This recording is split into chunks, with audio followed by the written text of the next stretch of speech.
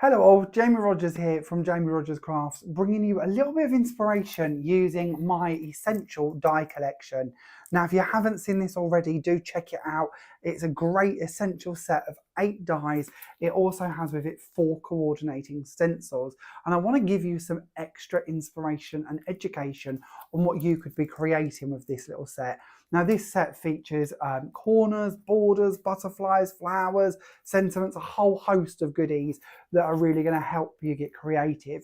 And today I wanted to bring just a few of those dies into creating this project. Now I'm going to name this a tower card, and that's because of basically it's built around 2 pillars or towers. Now if you've been watching my videos for a while, you're going to know I absolutely love the idea of constructing elements that we can fold down flat for posting, so they've got that wow factor when they're standing, but can of course go flat so you can post them and give them and sort of store them easily. So this one folds flat. It's quite a big flat project. When it goes down, if you wanted to pop it into a box or an envelope, it will sit relatively flat, and this one will measure approximately about 11 inches by about 8¼ So it's quite a big one to box or handle, but it's actually really lovely once it's standing, and of course could be made to all different shapes and sizes. I always try and encourage this, you know, just because I'm going to give you the measurements for this construction, play around and create in your own sizes and your own scope so that you make them bigger or smaller, or start attaching multiple ones together. There's lots we can talk about, lots of ideas, but today I'm going to show you how easy it is to actually make this construction, just basically formed around a few different score lines and folds, and making use and of course introducing you to ways in which you can be using these incredible dies. So let's jump in and start off with our construction, shall we? So let's start off by doing our cut, shall we? So I've just laid down a piece of black A4 card here so that I can show you where my panels are going to be coming from. So I'm going to be using Polar White card. This is my Jamie Rodgers Crafts card, and you may already know this, but it's really strong, which is what we need for construction. This is 300 GSM, and so is all of the colours in the collection, other than the black. The black is 270, but all of the colours for the rest of them are all 300. So they're all good for construction. Whenever we're talking about construction, 270 upwards is what I would be reaching for to do my buildings with, because I know then that they're going to stand up to the test of time. So just giving this as a reference, I'm going to bring in the white panel so you can see where this is. So I've literally put this onto my trimmer as a landscape panel, and I've cut my first piece at 5 inches. Now for this construction, we're going to need 2 of these. So you're going to get both of those out of one sheet, and they're going to be the 2 pillars when we get building. We're then going to need the top and bottom element, that sort of square that runs around the top and bottom of our pillars. And to create that, what I've done is I've taken my A4, this time I've been trimming it as a portrait on my trimmer, and I've just trimmed it in 1-inch strips. Now you are going to need 4 1-inch strips per creation, so bear that in mind. But of course, out of your A4, this is 8¼ inches wide, so for this side of it you could actually be making enough of these pieces for 2 cards per sheet. So out of 3 sheets of card, to give you an idea, you'd be able to make 2 of these constructions, just as a bit of a guide when you're thinking about buying your supplies. So let's bring in the 2 pieces that we need and the ones that we've just cut here. Now bear in mind, as I mentioned, I would be doing double this because I need 2 sets. And I'm going to use my lovely Sizex tool here. I love this board. If you've not seen these before, they're trimmers, they're scorers, they're all sorts, and they're just great to work with. And for this, it's going to be handy for my scoring. I'm working on the inch side of my board. Now, if you're not somebody who likes to work in inches, you can of course convert this quite easily to centimetres. Basically what we need here is 5 panels which are all equal. So you could do it in centimetres, and you could make this 10 centimetres wide, for instance, and then cut and score them at every 2 centimetres, and you'd have slightly thinner pillars than the inch ones I'm working with. Or of course you could go for 2.5, which is the equivalent to your inches, and work up that way if you prefer. But everything we're talking about could of course be converted. So all I'm going to do is score this into 5 equal pieces. Now I'm working in the middle of the board here, but I'm coming down from the 10, and I'm going to score at every inch. And now I know that I've gone for 10, 9, 8, 7, 6, and of course ending on 5. So I've got my inch equal panels all the way across that piece. Now, whenever we're doing something that we're going to work with to collapse, it's a really good idea to make sure that we're burnishing our card all the way. We want to make sure that this is going to be able to fold flat easily. So we're going to work across it just using the edge of the tool here to make sure that's nice and burnished. We'll do a bit more burnishing when we come on to actually gluing this together and building it, but that's a good place for us to be starting. So we'll leave that for 1 second and we'll talk about these strips. Now for this, I'm going to tuck this down to the beginning of my line so I know exactly where that's starting. And we're going to score this time at 5.5 inches and 11 inches. And that's going to leave you a little tab at the end here. And this is what we're going to be needing. So you've got 2 equal panels and a little tab here. Now the tab is the bit that we're going to use to glue this round when we come to construct it. And then your 2 equal panels will actually be made up into 4 when we start gluing these together. So don't forget, 4 of these, 2 of these, that's going to make 1 project. So let's get this out of the way for the second and bring those pieces in so we can start constructing them. So I've already got a few laid out here ready. So let's bring these 2 in. These can be our pieces to go around. We're going to bring in some glue. Now this is my glue. This is the Jamie Rodgers Crafts clear drying glue. Now we haven't yet launched this, so it's in a prototype bottle, but this will soon be available for you as well. Then we're going to take this and we're going to glue the tab from the end here onto the first long piece of the next one. So basically the tabs are going to wrap round to create our square. So a bit of glue onto that end, then we can fold this one over, place that down and add some glue onto this end. And then we can bring that round and add that onto this edge. And then what we've created, of course, is our first square. Now it's always good to test that your square is going to fold down, because of once it's set, obviously there's no movement. Now I know a lot of people like to work with red liner tape or double-sided tape when they're constructing, and I do too, depending on what I'm building. But actually, I like the flexibility and the movement when I'm making something collapsible. If I do this with red tape and I put it slightly even a mil out, then I've got to pull it apart to re-glue it, because it's not just construction, it's collapsible construction. So to me, a dry clear glue like my one is great because it gives me that little bit of wiggle room so I can make sure that it's going to be in place, and then when it sets, I know that it's ready. So we're going to do that. We need 2 of these. So remember I told you to do 4 of your strips. You're going to need 2 of these. You're going to need the top and the bottom to our construction. So we'll place them off to one side for the second, and we'll bring in those other panels. So we scored one of these, didn't we, at every inch all the way across to make our 5 pieces. So this one's really simple to do. We're going to bring over the edge here. We're going to add our glue going all the way down this panel. And then we're going to fold it to make our tube or our pillar. Now a little tip here for you, which actually makes this quite easy. If you hold that one down and bring that one over across straight away, then you know that you're flat and you're equal. Sometimes it's tempting to bring them up into the air and try and match them. It's actually nice to know that when you do it flat, that it's going to be perfect for you, and it will hopefully help you out a little. Now, as always, give that a good push in all directions that it's going to be able to collapse in. Make sure that it moves in each way, because that's what we're going to need it to be doing when it's actually going to be being used. Now, as I've mentioned before, I have got a few different videos available creating different cards out of these pillars. I quite like bringing them together and stacking them and putting levels between them, and that's certainly something you could do. You could also do that in this construction as well. I did one last year where I made a rectangle version of this base bit and put several pillars together, joining them up from one end to the other, so it collapsed down and the pillars were all different heights. That's something quite easy to do as well if you prefer. But today it's all about making this sort of 3D standing item.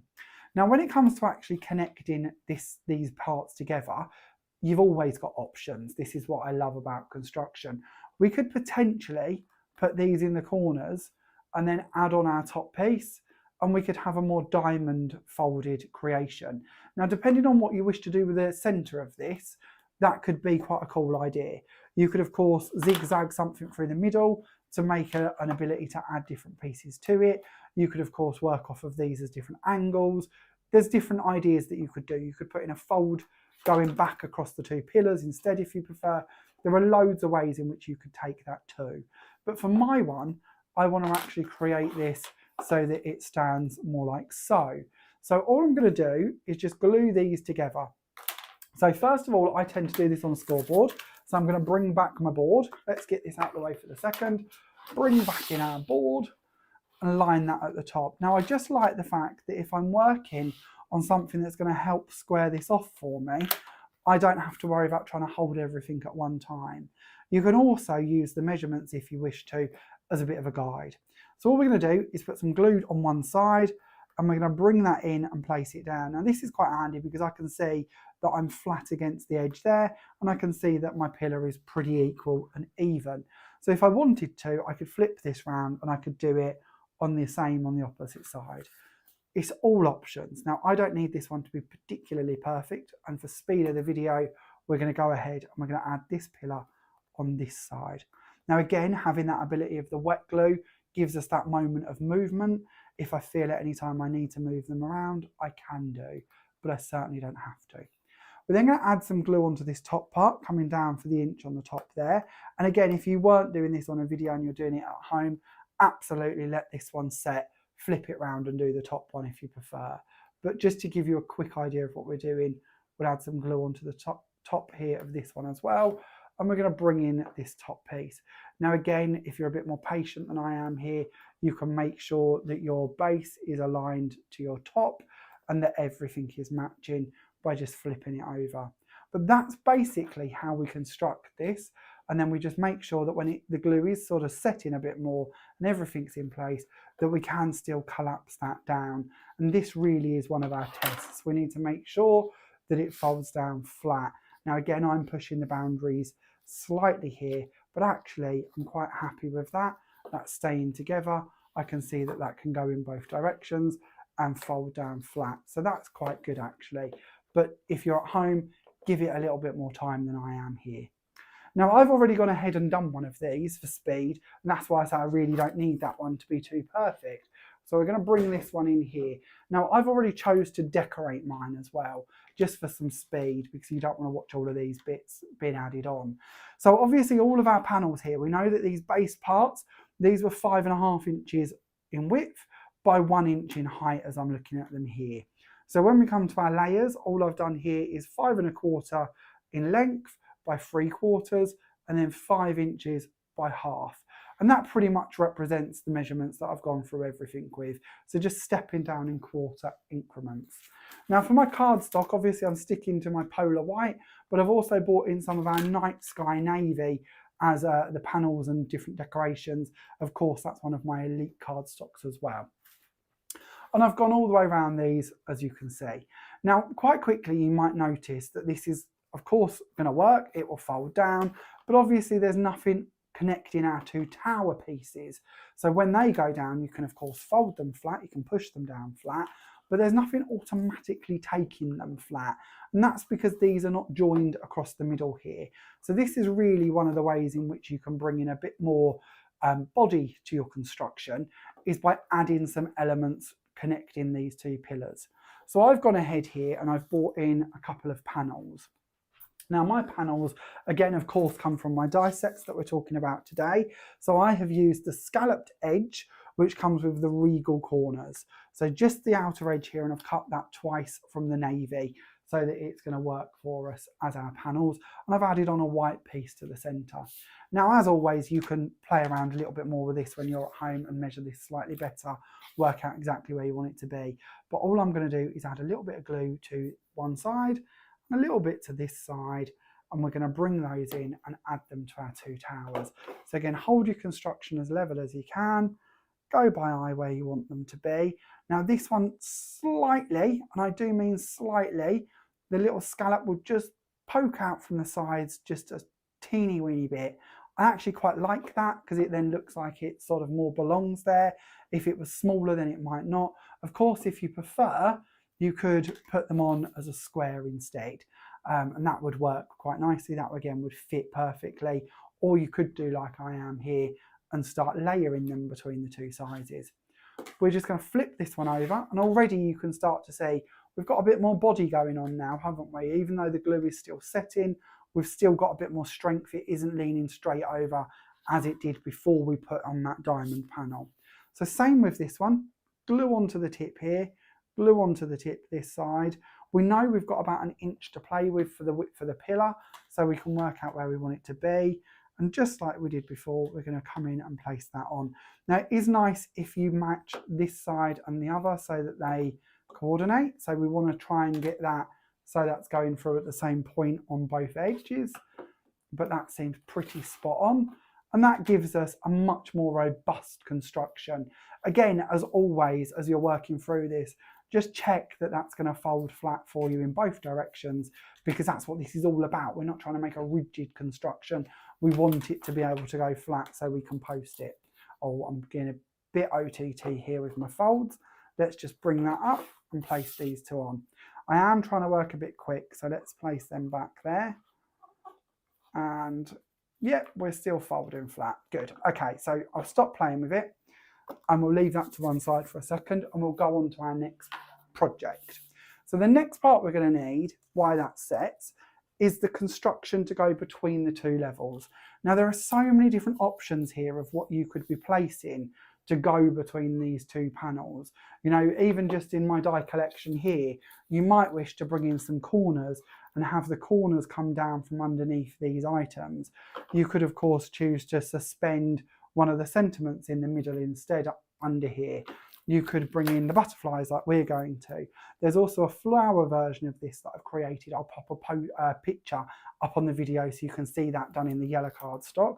You could make some foliage that goes between one level and the other, or of course you could bring in the straight lines and you could put just a couple of lines running in different areas between them. So lots and lots of different ways in which you could be placing that about. But I wanted to show you how we could use our butterflies. So I'm going to bring in some butterflies here. Now remember, we know that we've cut our pillars from the size of the A4, so 8¼ inches was what we was working with. So when we come to make a decoration to go from the bottom to the top, we know that that's the same depth that we've got to play with. So if we bring in just a few butterflies here and we start placing these around, maybe we'd like to, let's interchange that slightly. Let's go for, that looks quite nice, and then we'll add another one there and maybe bring in a smaller one and we'll add that onto here. And then actually, oh, we'll take that one out and we'll bring in a slightly larger one perhaps. Or should we? See, this is where I love playing. I could be here for hours watching you or letting you watch me play around creating this. But I think something along them lines could work quite nicely. So we're going to bring in our glue again. And I'm working on the top here of a self-adhesive sheet. Now these are great because they're non-stick. So if I get any glue go through to underneath, while I'm building this, it's not the end of the world because it's not going to stick to it and become a bit embellishment onto this piece. You could of course use any other non-stick surfaces you have around you. Now again, when we're building this, we could choose to add in more butterflies. We could have this as a completely filled in screen. We could also make the same or similar to go on the reverse so that we see that coming through from the back. But for this card, this project, I'm just going to go with one here. Now, I love doing this because to me, that actually very quickly looks like I've bought that as one die. So straight away out of my set of dies, I've got a different style and a different use. Now with the butterfly set, this is the elegant butterfly set, you can see that I've gone for the full butterflies. There are of course the side view butterflies, and those we could bring in, we could layer them, and we could do very similar with those too. The same applies to the flowers. When you see the flower sample at the end of the video, if you want to join the flowers together to make your pattern and then 3D them on the front and build them up so there's even more sort of body and dimension to them. Or of course, like I have with the butterflies, you can just add in a few pearls and embellishments to decorate that up. Now we're going to let that dry for 1 second because obviously we've got a panel that's going to need a little bit of time to set, making sure that that's nice and strong. So we're going to bring in our decoration for the center here. So with this one, I've gone for, again, the scalloped edge. And I don't know if you've noticed this, but between the two different sentiments and between the two different corner sets, and I'll try and bring all of these in at once for you, you've got a bit of a pattern going on. With our butterfly corners, you've got a decal edge running around them. with our happy birthday, you have a decal edge to that separate edge that you can use with the happy birthday, or of course you can use it with the with love instead, if you wish to. And there is more coming with these too, so more options to use and more edges too actually, but I'm not allowed to tell you too much because it's far too soon to be telling you about what's coming. Then again, with our Regal corners, you're going to notice you've got the scalloped edge to this set, which of course you've then got the scalloped edge running around the with love. So straight away, I know that I've used the scalloped edge on the construction in the middle here. So I want to use the scalloped to go around the side of the sentiment. So I've used the outside edge and cut this out of the same night sky navy. I've then used the inner edge and the central filigree panel to cut out my with love in white, in the polar white, and stuck those together to create my embellishment. I'm then going to place this on the front panel here to the card, and we're going to place that just there so everything is coordinating. Now I'm choosing not to put anything on the reverse because to me, the recipient or the purchaser, depending on how you're doing this or if you're going to send the card, can actually fold that relatively flat if they wish to, write their message on there of their sort of greeting or message, and then it can still be decorated and done. Equally, if you prefer, if you're going to be selling these, if you'd like to do that, that's not a problem. You could, of course, leave this with some double-sided tape for them to adhere, and they could write that flat and then stick it on themselves when they're ready to actually decorate the card and send it, or to send the card. So lots of options there if you are somebody who sells at craft fairs. So our construction here of our butterflies now seems ready to adhere to our card. So all I'm going to do is place a little bit of glue here on the top, and a little bit on the bottom. It dries clear, so I don't have to be too precise where I'm adding the glue. And then we're going to pop that going across the top and onto the bottom bit here. Now I'm not going to make this too taut. We can do, if we want to, we can make that so it's perfectly flat, but actually I like to score and sort of fold around the wings of my butterflies slightly. So as you can see, that creates our screen on the front. You could equally do one on the reverse, so it's sort of decorated on both sides. You could add pearls to the reverse of these butterflies as well if you wish to, but actually I'm really happy with that as it is and think that's quite a pretty standing creation. Now a little tip for you, and this applies to pretty much all dies actually. If, like the butterflies, you would like to have a background to go with them, so maybe you don't want to see through that, maybe you want to put a different colour behind them. If you cut two pieces of card at one time with your die, depending on your machine and the thickness of the cardstock, you will normally find that the top cut will cut out perfectly fine, but the bottom cut, because of the filigree work, it won't cut the intricate parts. It'll cut around the outside, but it will leave it solid, and the middle bits, all these filigree pieces, will look engraved. That's great because you can pop that engraved panel out and you can glue it to the reverse of this one, and it will then give you a solid butterfly. So you may wish to do that with these or some of these, or you might wish to trim round some vellum and put on them, or something fancy like that if you wish. But it's just a different way that you could then decorate that up even further if you wish to. But to me, I think this makes a really fun foldable card that gives real drama when stood and ready, but actually is quite easy to construct. So don't forget, for your pillars, you're going to want 5-inch wide panels by 8¼ inches, and then you're going to want 1-inch strips of a landscape of A4 that you're going to fold or score at 5½ inches and 11 inches to make that top piece. Now hopefully that's given you a bit of guidance on what you could be creating with these, and I would love to see them. If you create some versions, please don't hesitate to share them with me. I would absolutely love to see what you're doing with this idea, and if you'd like to, tag me, share them, send them to me, put them on my page, wherever you wish to. I would love to see what you're creating. And I did mention this earlier, you can actually, if you wish to, glue two together. Now obviously these two aren't glued, but if you want to, you could glue two together and they would actually collapse and build at one time. You could add more to that if you wanted to. It's just different options for you to make larger constructions. But I wanted to bring in the two at once to show you the polar white and the night sky, and then of course the ivory and the pink that's going on with this one here. So again, just shows you how you can really match these up with different colours. Now I hope you've enjoyed today's video, and I truly hope you're inspired by it to get constructing, and I can't wait to see what you do with them. Thank you very much for watching, and I look forward to seeing you all again very, very soon. Bye for now.